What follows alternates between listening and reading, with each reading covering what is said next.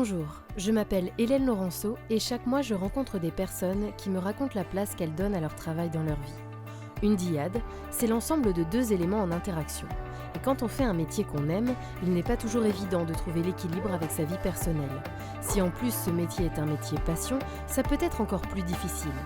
Mais est-ce que faire un métier qu'on a choisi, qu'on a créé parfois, c'est toujours facile et source de bonheur ? Pour ce nouvel épisode, c'est Emeline qui a accepté de parler de son quotidien. Travailler avec les chevaux, c'est déjà ce qu'elle voulait faire quand elle était petite. Plus tard, elle a découvert la reconstitution historique et son projet professionnel s'est affiné. En 2011, elle a créé les Écuyers de l'Histoire, puis acheté son domaine en Mayenne pour vivre de sa passion. Ou plutôt vivre sa passion tout court, car derrière les représentations, ce sont des heures de travail et pas seulement à dos de cheval. Emeline Macré, j'ai 37 ans et mon métier, c'est d'être... En fait, je crois que je ne sais même pas l'identifier tellement qu'il y en a en un. Donc, je travaille dans le monde du cheval. Je pense que c'est un bon résumé. Je suis arrivée dans le monde du cheval un peu par hasard. Quand j'étais toute petite, ma maman m'a fait monter à poney dans une foire. Je ne suis jamais redescendue, j'avais 4 ans. Et du coup, après, je demandais au Père Noël qu'il m'offre des stages d'équitation parce qu'on n'avait pas les moyens de me faire monter à cheval. Donc, toute la famille se cotisait pour que je puisse faire des cours d'équitation, enfin des stages. Et à l'âge de 8 ans, j'avais une grosse... j'ai une grosse énergie, donc il fallait canaliser ça. Donc je faisais énormément de sport et j'avais commencé à rajouter l'équitation. Parce que je faisais du karaté, de la natation, la danse, du basket, du roller, et tout ça, ça me calmait pas. Il fallait que j'en rajoute un et qui canalise vraiment ce que j'étais. Et du coup, le cheval, c'était quand même beaucoup plus approprié parce que l'animal nous demande vraiment de nous poser. Donc il a fallu faire un choix dans toutes les activités. J'ai dit du coup j'annule tout et je ne fais que du cheval et du théâtre. J'ai commencé à pouvoir monter à cheval toutes les semaines à partir de l'âge de 8 ans. Et après j'ai décidé d'en faire mon métier, j'avais 12 ans. Je voulais être garde républicain. Et au salon du cheval de Paris, il y avait la garde. Et je leur dis, comment on fait pour rentrer en tant que garde républicain ? Donc le monsieur poliment me répond, puis il me dit, mais par contre, il n'y a pas de femme. Je dis, c'est pas grave, je serai la première. Bon, dans le programme, j'ai oublié de grandir. Donc du coup, je n'ai pas été garde républicain, ce qu'il fallait faire 1m70.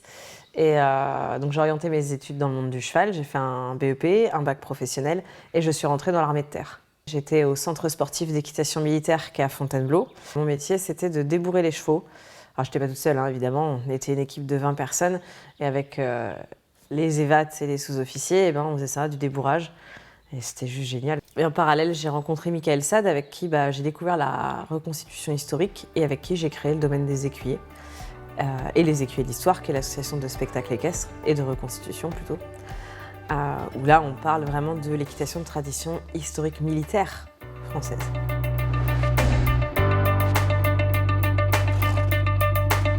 Je voulais absolument être enseignante, mais je voulais être au sein de l'armée.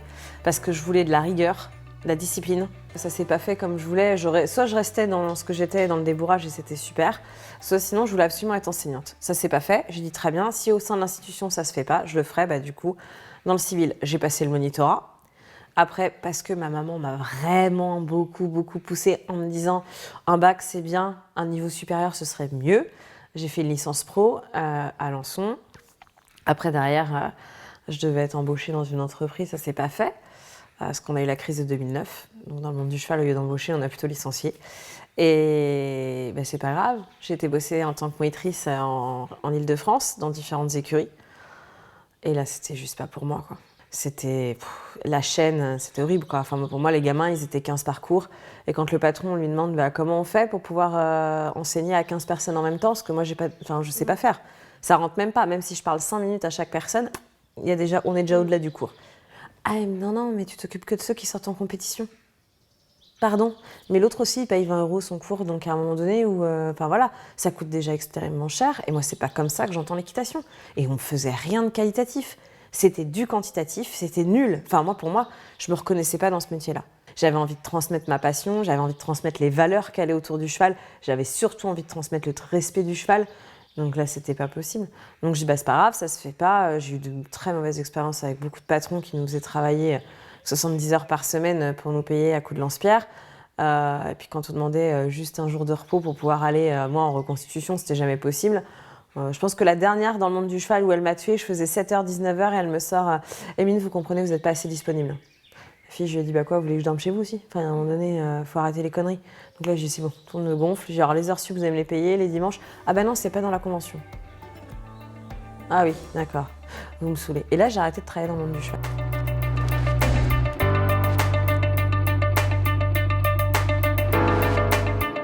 Par hasard, je rentre dans un cabinet d'expertise comptable internationale à Paris. Et que je remercie encore de m'avoir embauchée parce que je puais le crottin et c'était pas du tout vraiment ce que j'aurais dû faire. Ils m'ont fait confiance, ils ont bien voulu de moi. Je me suis éclatée. J'ai vraiment adoré faire ça, c'était trop bien. Mais j'ai tenu l'hiver. Là, cette entreprise m'a juste appris à faire un autre métier. Être assistante de direction, c'était quand même quelque chose de complètement différent. La comptabilité, j'y pipais rien du tout. En licence, sur un malentendu, j'avais eu 15, mais voilà. Et non, du coup, franchement, ils m'ont vraiment aidée. Et grâce à eux, j'ai pu m'installer. Parce qu'ils m'ont aidée aussi dans mon installation. Je faisais mes recherches et tout. Puis il a fallu monter mon plan de développement économique. Et là, du coup, je l'ai monté toute seule en prenant les bouquins et tout. Et à la fin, c'est eux qui l'ont tamponné. Donc je les remercie parce que ils n'étaient pas obligés de le faire. Et puis du coup, j'étais soutenue dans ma démarche d'avoir envie de m'installer.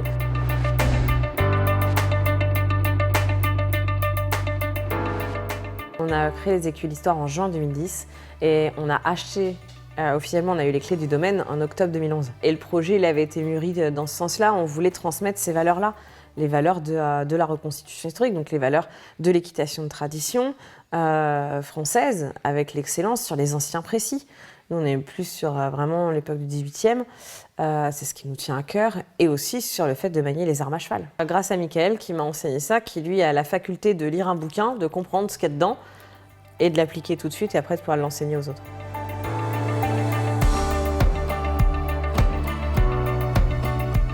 C'est un bon souvenir. Une montée d'adrénaline à Waterloo en 2015 où on charge au botte à botte, on est tellement serrés. J'étais entre Mickaël et Quentin, qui eux donc sont plus grands que moi, sur des juments qui étaient plus grandes que moi. Ils me serrent tellement que je ne touche même plus ma selle en fait. Et là, on sait qu'on l'a lu dans des récits de soldats qui l'expliquaient, de hussards qui expliquaient que les chevaux étaient tellement collés qu'ils décollaient de leur selle. Moi j'avais du mal à imaginer ça et là je l'ai ressenti. J'ai dit putain, j'ai lu ça et tiens, je l'ai vécu. Et puis le fait de se faire défoncer par les lanciers polonais, c'était génialissime. Enfin voilà, oui, voilà, c'était chouette, on était 8 contre 25, à un moment donné, on savait, lance contre sabre, ça pouvait pas marcher. Mais l'adrénaline qu'on avait ressentie à ce moment-là, ouais, ça c'était super chouette. Et après un autre, qui a un souvenir un peu de fierté, quand les Anglais font appel aux écuyers de l'histoire et me demandent à moi de venir pour pouvoir présenter la monte en Amazone française au château d'Osborne House, qui est le château de la reine Victoria, pour fêter le jubilé, la reconstitution du jubilé de l'anniversaire de la reine Victoria pour ses 80 ans. Et les Anglais, les meilleures Amazones, elles sont en Angleterre, quoi. Donc là, qu'on me demande à moi d'y aller pour présenter ça, c'était juste génial, quoi. Quand on a commencé la reconstitution historique, sans le reste du plan, ça tenait pas. Ça tenait pas du tout, parce que financièrement, ça allait pas. Et c'est pour ça que je peux pas te donner un vrai métier. En fait, parce que je suis enseignante, cavalière, reconstitueur. Donc, et après, maintenant aussi, je fais du coaching pour les entreprises avec l'Equicoaching. Donc, en fait, j'ai pas un métier. Ça peut pas se résumer en une chose. Oui, je travaille dans le monde du cheval. Et en même temps, dans notre métier, on doit être palefrenier, donc entretenir les écuries. On doit être secrétaire, on doit être commercial, on doit être trésorier. Voilà.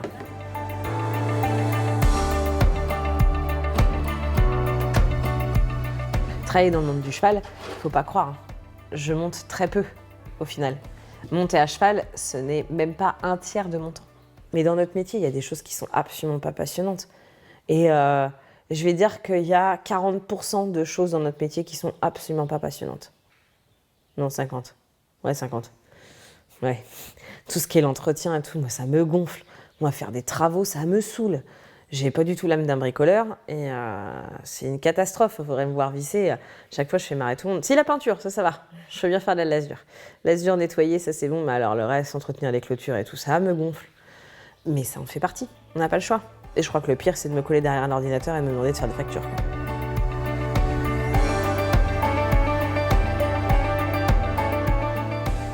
Michael, il est toujours dans la structure, mais lui, du coup, il s'occupe de la partie reconstitution.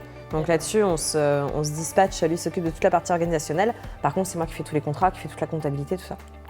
Mais lui, heureusement, il en prend une partie là-dessus. Et j'ai mon conjoint, François, qui m'aide beaucoup aussi au quotidien dans la maison. Et que quand vraiment j'ai un coup de bourre, lui, il est boulanger. Donc des fois, il rentre du boulot, il vient taper les box avec moi parce que sinon, enfin, surtout l'hiver. Encore l'été, c'est pas grave, je m'en fiche de finir à 21h30, c'est pas très grave. Mais l'hiver, il faut qu'à 17h, ce soit fini. Et des fois, ça rentre pas dans la journée. Donc j'ai pas le choix, quoi. Parce que j'arrive toujours pas à me sortir de salaire. 10 ans après, je remercie beaucoup ma maman qui me donne une pension alimentaire tous les mois. Parce que sinon, j'arrive pas à sortir. En fait, tous les bénéfices permettent d'alimenter les chevaux. En fait, les charges sont tellement importantes, les charges fixes, elles sont énormes. Donc du coup, en fait, les bénéfices, pour l'instant, il y a eu la période Covid où là, sans mon banquier, je pouvais mettre la clé sous la porte. Donc là, mais bon, ça a été reprendre un crédit de 20 000 € à lisser sur 5 ans avec une année blanche. Donc en fait, le payer en 4 ans. Parce que je crois que je suis incapable de faire autre chose, faut se dire quand même ça. J'adore ça. Des fois, il y a des moments où je pète un câble, j'en pleure, tellement je suis fatiguée. Mais sauf que oui, bien sûr que je pourrais aller bosser dans un bureau. Je le sais que je peux le faire. Parce que je serais heureuse. J'en sais rien. Est-ce que je suis heureuse au quotidien? J'en sais rien non plus, mais en tout cas, je sais juste que je suis avec mes chevaux et ça me plaît.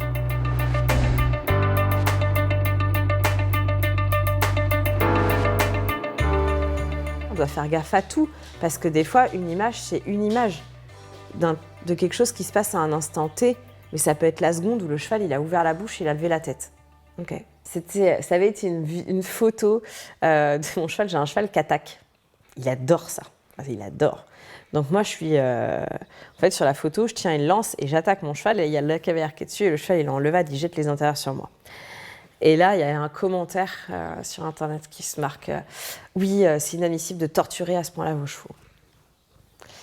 Du coup, je me dis, je regarde ma photo, je dis, qu'est-ce qui pourrait donner l'impression que je torture mon cheval?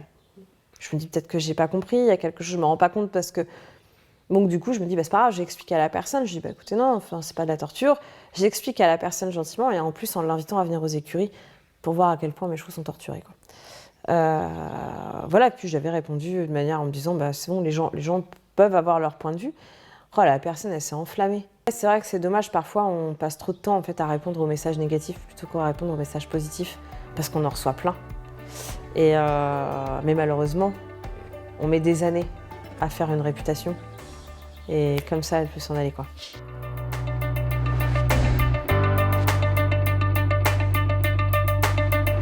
Honnêtement, là, dans mes priorités de cette année, 2022, c'est de prendre soin de moi.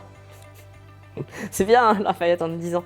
Non, parce là, en février, je suis tombée très bas. Alors, ça n'a pas duré très longtemps, parce que j'ai la chance d'être bien encadrée, bien entourée, en tout cas. D'avoir des gens, des amis qui sont là pour m'aider. Enfin, voilà, des amis qui sont là pour supporter tout, qui sont toujours là aussi pour me filer un coup de main. Physiquement et psychologiquement, j'avais complètement craqué. Limite, je ne sais pas si on pourrait pas appeler ça un burn-out, mais moi, j'ai fait un burn-out de 3 jours. Mais aussi parce que je suis quelqu'un qui fonctionne comme ça. C'est-à-dire qu'il me suffit juste de 3 jours pour toucher le fond, pour après que je remonte difficilement, mais que je remonte. Mais en même temps, j'ai pris conscience aussi que depuis 2019, j'avais pris que 6 jours et demi de repos. Donc, je suis partie en vacances au mois de mars. Donc, les matins, je faisais du ski, parce que ma maman, voilà, en fait, c'est ma mère, pareil, en 2016, qui a pété un câble et qui m'a dit « Écoute, tu n'as pas pris de vacances depuis 4 ans, t'adores skier, maintenant, je t'oblige à prendre 1 semaine de vacances par an. » Ok. Ça va, il y a pire, hein, oui, comme obligation de prendre 1 semaine de vacances au ski. Et donc, elle m'emmène au ski, elle me paye mes vacances au ski. Donc, je skie le matin jusqu'à 13h. Et puis, l'après-midi, je fais de l'administratif parce qu'en fait, je rattrape tout ce que j'ai pas le temps. Mais je m'en fous, je suis juste pas chez moi. Et surtout, le matin, j'ai fait ce que j'aimais, ma deuxième passion qui était le ski, parce que j'hésitais entre être moniteur d'équitation ou moniteur de ski.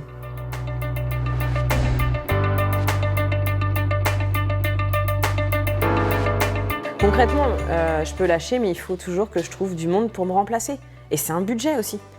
Voilà, entre ceux qui m'aident bénévolement, c'est cool. Mais il y a un moment donné, quand je m'en vais, faut bien que je les paye parce que je me casse pendant 1 semaine, quoi. Donc voilà, c'est ça qui est compliqué. C'est que oui, si financièrement je pouvais concrètement embaucher quelqu'un qui pourrait me remplacer, ce serait mon rêve, hein. Et puis j'en ai à l'appel, des jeunes que j'ai formés que je voudrais embaucher. Enfin, à l'appel, non, j'en ai 4. En fait, je pense que si l'argent me tenait, j'en gagnerais peut-être. Je pense que ce serait... Quand je réfléchirais en me disant « ça, c'est rentable », ce serait bien que tu fasses ça. Je pense que j'arrêterais les chevaux déjà, très clairement. Et peut-être que voilà, je pourrais faire coach à mon compte sans avoir un cheval à côté pour essayer de rentrer du fric et avoir juste un salaire de base. Hein. Je ne demande rien, le SMIC. Et c'est aussi pour ça que j'ai besoin des projets nouveaux. Donc, je sais que j'aurai tout le temps un copain pour venir me voir en me disant « tiens, si on faisait un nouveau truc ?» Puis que moi, je dois répondre « bah oui, évidemment ».